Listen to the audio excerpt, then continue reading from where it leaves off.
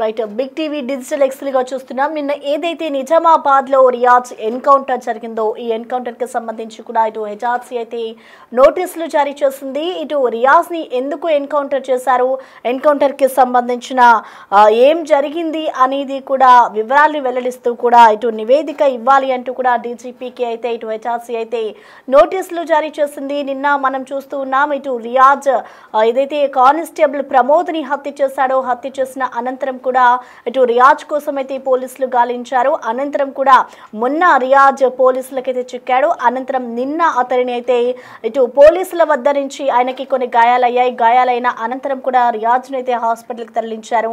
హాస్పిటల్కి తరలించిన అనంతరం కూడా ఇటు మరొకసారి రియాజ్ హాస్పిటల్ నుంచి పారిపోయేందుకు ప్రయత్నిస్తూ ఉండగా ఇటు అక్కడే విధులు నిర్వహిస్తూ ఉన్న మరో కానిస్టేబుల్ వద్ద ఏవైతే సామాగ్రి ఉందో వాటిని తీసుకొని కూడా ఆయన దగ్గర ఉన్న వస్తువులను తీసుకొని మరొకసారి దాడి చేసేందుకు కూడా రియాజ్ అయితే ప్రయత్నించగా కూడా ఇటు నిన్న పోలీసులు అయితే రియాజ్ని అయితే ఎన్కౌంటర్ చేశారు. అయితే ఇదే అంశానికి సంబంధించుతూ కూడా ఇటు మానవ హక్కుల కమిషన్ అయితే డీజీపీకి నోటీసులు పంపించింది. మీడియాలో వచ్చిన కథనాల ఆధారంగా కూడా సుమోటోగా ఇటు హెచ్ఆర్సీ అయితే కేసు నమోదు చేసింది. అయితే ఈ నేపథ్యంలోనే అసలు ఘటనకు దారితీసిన పరిస్థితులు ఏంటి, దానిపై ఏదైనా విచారణ చేస్తున్నారా అంటూ కూడా ఇటు హెచ్ఆర్సీ సభ్యులైతే ఇటు డీజీపీని అడుగుతూ ఉన్నారు. మరొక వైపు ఈ ఘటనకు సంబంధించి కూడా అసలు ఏం జరిగింది, ఎందుకు ఎన్కౌంటర్ చేయాల్సి వచ్చింది అనే అంశానికి సంబంధించి కూడా పూర్తి వివరాలు కావాలి అంటూ కూడా ఇటు అయితే నోటీసులు జారీ చేశారు. అదే సుప్రీంకోర్టు హెచ్ఆర్సీ మార్గదర్శకాలపై నివేదిక ఇవ్వాలి అంటూ కూడా ఆదేశాలు జారీ చేసింది. ఇటు ఎఫ్ఐఆర్తో పాటు కూడా పోస్ట్ మార్టం నివేదిక సైతం, అలాగే వచ్చే నెల 24వ తేదీలోపు కూడా ఇటు డీజీపీకి ఆదేశాలు జారీ దీనికి సంబంధించి కూడా పూర్తి వివరాలు ఇవ్వాలి అంటూ కూడా ఇటు డీజీపీకి అయితే మానవ హక్కుల కమిషన్ ఆదేశాలు జారీ చేసింది. సో మొత్తంగా చూసుకుంటే నిన్న రియాజ్ని అయితే ఇటు పోలీసులు అయితే ఎన్కౌంటర్ చేశారు.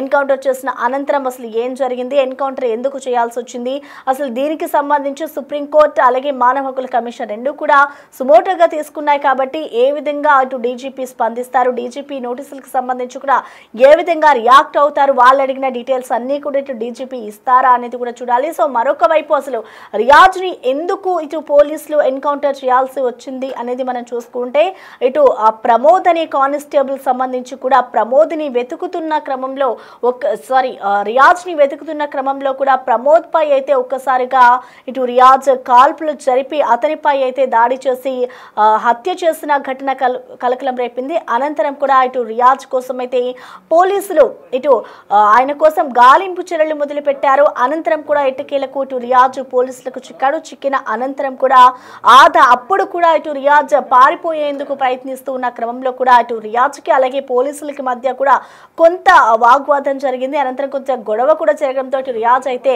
ఆ టైంలో గాయాల పాలయ్యాడు. అనంతరం కూడా ఇటు నిజామాబాద్ లో ఉన్న ప్రభుత్వ ఆసుపత్రికి అయితే ఇటు రియాజ్ని తరలించారు పోలీసులు. రియాజ్ని తరలించిన అనంతరం కూడా నిన్న కూడా ఇటు రియాజ్ హాస్పిటల్ నుంచి పారిపోయేందుకు ప్రయత్నించాడు. సో పారిపోయేందుకు ప్రయత్నిస్తూ ఉన్న క్రమంలోనే ఆయన అక్కడ ఏదైతే రూమ్ లో ట్రీట్మెంట్ తీసుకుంటూ ఉన్నాడో అదే ట్రీట్మెంట్ రూమ్ లో హాస్పిటల్ వార్డ్ లో ఏదైతే ఉందో అక్కడ ఉన్న అద్దాలను కూడా ధ్వంసం చేశాడు అంటూ కూడా నిన్న సిపి రియాజ్ కి సంబంధించిన కొన్ని వివరాలను వెల్లడించారు.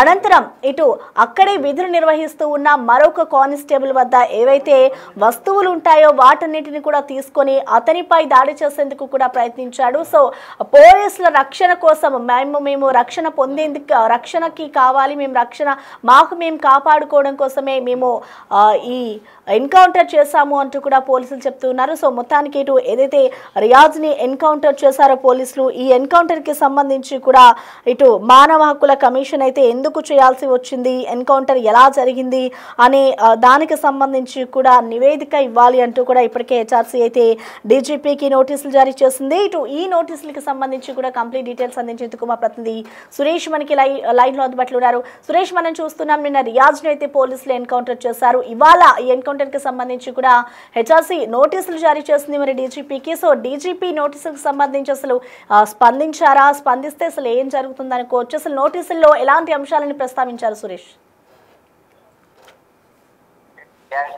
మృతి పైన సుమోటోగా కేసు నమోదు చేసింది తెలంగాణ మానవ హక్కుల కమిషన్. మీడియాలో ఇటు వార్తాపత్రిక ఆధారంగా సుమోటో కేసు నమోదు చేస్తున్నట్టు కూడా ఒక ప్రెస్ నోట్ విడుదల చేయడం జరిగింది. ఏదైతే supreme court national human rights commission మార్గదర్శకాలు ఇక్కడ పాటించారా లేదా అనే దానికి సంబంధించి పూర్తిగా వివరాలతో కూడిన రిపోర్ట్ అందించాలని చెప్పేసి కూడా నవంబర్ 24 లోపు నివేదిక సమర్పించాలని చెప్పేసి డీజీపీకి నోటీసులు జారీ చేయడం జరిగింది. ఏ విధంగా కాల్పులు జరిపారు, ఎందుకు కాల్పులు జరపాల్సి వచ్చింది, దానికి సంబంధించిన మొత్తం కేసు నమోదు చేసి దర్యాప్తు చేస్తున్నారు కాబట్టి ఆ కేసుకు సంబంధించిన పూర్తి వివరాలన్నీ కూడా నివేదిక రూపంలో అందించాలని చెప్పేసి హెచ్ఆర్సీ నోటీసులు జారీ చేయడం జరిగింది డీజీపీకి. ప్రస్తుతం పోలీసులు ఇప్పటికే ఆత్మరక్షణలో భాగంగా కాల్పులు జరిపామని చెప్పేసి కూడా వివరాలు వెల్లడించడం జరిగింది.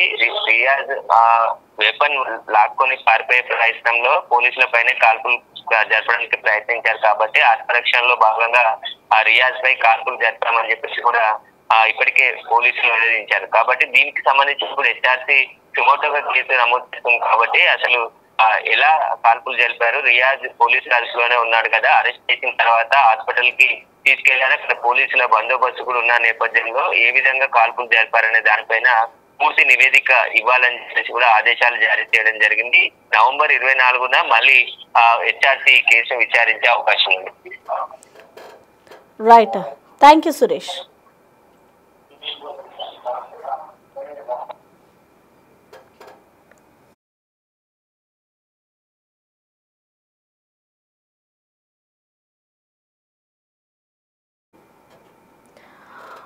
రియాజ్ ఎన్కౌంటర్ పై అయితే హెచ్ఆర్సీ స్పందించింది. హెచ్ఆర్సీ ఇటు డీజీపీకి నోటీసులు జారీ చేసింది. ఎన్కౌంటర్ ఎందుకు చేయాల్సి వచ్చింది, ఎన్కౌంటర్ కి సంబంధించిన వివరాలను అన్నిటినీ కూడా ఒక నివేదిక రూపంలో సమర్పించాలి అంటూ కూడా ఇటు డీజీపీకి అయితే నోటీసులు జారీ చేసిన పరిస్థితి కనిపిస్తోంది. ఇటు మీడియాలో వచ్చిన కథనాల ఆధారంగా కూడా ఇటు హెచ్ఆర్సీ అయితే సుమోటోగా ఈ ఘటనపై కేసు నమోదు చేసింది. అనంతరం కూడా ఘటనకు దారి తీసిన పరిస్థితులు ఏంటి, దీనిపై ఏదైనా అధ్యయనం చేస్తున్నారా, దీనికి సంబంధించిన విచారణ జరుగుతుందా అనే వివరాలు కూడా మాకు కావాలి అంటూ కూడా ఇటు మానవ హక్కుల కమిషన్ అయితే డీజీపీకి నోటీసులు పంపిన పరిస్థితి కనిపిస్తోంది. సుప్రీంకోర్టు హెచ్ఆర్సీ మార్గదర్శకాలపై నివేదిక ఇవ్వాలంటే కూడా ఆదేశాలు జారీ చేసింది. మరొక వైపు ఇటు ఏదైతే రియాజ్ కి సంబంధించి ఏవైతే కేసులు ఫైల్ అయ్యాయో ఎఫ్ఐఆర్ తో పాటు కూడా అతనికి రిలేటెడ్ గా పోస్ట్ మార్టం నిర్వహించిన రిపోర్ట్స్ ఏవైతే ఉంటాయో ఆ రిపోర్ట్స్ ని సైతం కూడా అందులో పొందుపరచాలి అంటూ కూడా ఇప్పటికే హెచ్ఆర్సీ అయితే ఆ నోటీసుల్లో పేర్కొంది. అయితే ఇవన్నిటినీ కూడా వచ్చే నెల 24వ తేదీలోపు ఇవ్వాలి అంటూ కూడా డీజీపీకి అయితే ఆదేశాలు జారీ చేసిన సిచ్యువేషన్ కనిపిస్తోంది. అయితే 24వ తేదీన దీనికి సంబంధించి కూడా హెచ్ఆర్సీ ఇటు కోర్టులో అయితే వాదనలు వినిపించబోతుంది. దీనికి సంబంధించి కూడా ఒక విచారణ చేయబోతుంది అంటూ కూడా తెలుస్తోంది. సో మొత్తానికి చూసుకుంటే రియాజ్ని అయితే నిన్న పోలీసులు ఎన్కౌంటర్ చేశారు. ప్రమోద్ని హత్య చేసిన అనంతరం కూడా రియాజ్ని పలు కోణాల్లో పలు బృందాలుగా కూడా ఏర్పడి ఇటు రియాజ్ కోసం పోలీసులు దర్యాప్తు చేశారు. అనంతరం కూడా ఇటు పోలీసులకి మొన్న ఎట్టకేలకైతే ఆయన చిక్కాడు రియాజ్ చిక్కిన అనంతరం కూడా ఇటు పోలీసులపై కూడా రివర్స్ అటాక్ కి దిగేందుకు కూడా రియాజ్ ప్రయత్నించాడు. సో ఆ నేపథ్యంలో రియాజ్కి అయితే పలు గాయాలైన పరిస్థితి కనిపిస్తోంది. గాయాలైన అనంతరం కూడా ఇటు రియాజ్ని నిజామాబాద్ లోని ప్రభుత్వ హాస్పిటల్ కి తరలించారు చికిత్స కోసం ఆయనని తరలించిన అనంతరం కూడా నిన్న రియాజ్ హాస్పిటల్ నుంచి కూడా పారిపోయేందుకు ప్రయత్నిస్తూ ఉన్న సమయంలో అక్కడే విధులు నిర్వహిస్తూ ఉన్న మరొక కానిస్టేబుల్ వద్ద ఏవైతే వస్తువులు ఉంటాయో అవన్నిటిని తీసుకొని వాళ్ళపై కూడా మరొకసారి హత్య చేసేందుకు వాళ్ళని కూడా హత్య చేసేందుకు కూడా ప్రయత్నిస్తూ ఉన్న క్రమంలో ఇటు పోలీసులు తాము రక్షణ కోసం కూడా ఇటు రియాజ్ను ఒక్కసారిగా అయితే కాల్పుల్లో ఎన్కౌంటర్ చేసిన సిచ్యువేషన్ కనిపిస్తుంది. ఈ ఎన్కౌంటర్లో అయితే రియాజ్ మృతి చెందారు. అయితే రియాజ్కి సంబంధించి కూడా అనేక కేసులు అయితే నమోదయ్యిన పరిస్థితి కనిపిస్తుంది. గతంలోనే అనేక నేరాలకు పాల్పడ్డాడు రియాజ్. అయితే నిన్న ఇటు నిజామాబాద్ పోలీసులు అతన్ని ఎన్కౌంటర్ చేశారు. అయితే ఈ ఎన్కౌంటర్ కి సంబంధించి కూడా ఇవాళ అటు హెచ్ఆర్సీ అయితే మానవ హక్కుల కమిషన్ నోటీసులు జారీ చేస్తుంది డీజీపీకి. ఇటు రియాజ్ కి సంబంధించి రియాజ్ని ఎందుకు హత్య చేయాల్సి వచ్చింది, హత్యకి సంబంధించి ఎందుకు ఎన్కౌంటర్ చేయాల్సి వచ్చింది, ఎన్కౌంటర్కి సంబంధించిన కారణాలు ఏంటి, దీనిపై సుమోటోగా కేసు నమోదు చేస్తుంది హెచ్ఆర్సీ. అయితే వీటన్నిటిని కూడా ఏదైతే ఎన్కౌంటర్కి సంబంధించిన డీటెయిల్స్ అలాగే రియాజ్పై ఏవైతే ఎఫ్ఐఆర్ నమోదైందో అలాగే ఎన్కౌంటర్ జరిగిన అనంతరం ఎఫ్ఐఆర్ నమోదైన అనంతరం కూడా ఎన్కౌంటర్ చేస్తున్న తర్వాత ఇటు పోస్ట్ మార్టం నిర్వహించిన రిపోర్ట్స్ని కూడా అన్నిటినీ కూడా అందులో పొందుపరచాలి. దీనికి సంబంధించి కూడా ఒక నివేదిక కావాలి. అదంతా కూడా వచ్చే నెల 24వ తేదీ లోపే కావాలి అంటూ కూడా ఇటు డీజీపీకి అయితే హెచ్ఆర్సీ నోటీసులు జారీ చేస్తుంది. మరి ఈ నోటీసులకు సంబంధించి డీజీపీ ఏ విధంగా స్పందిస్తారు, నెక్స్ట్ అసలు ఏం జరగబోతుంది? మరొక వైపు ఇటు హెచ్ఆర్సీ కూడా దీనిపై 24వ తేదీ రోజు విచారణ చేయబోతుంది. కాబట్టి అసలు నోటీసుల్లో ఎలాంటి అంశాలని పేర్కొన్నారు, నోటీసులకి సంబంధించి కూడా డీజీపీ అన్ని వివరాలని కూడా వెల్లడిస్తారా అనేది కూడా వేచి చూడాలి.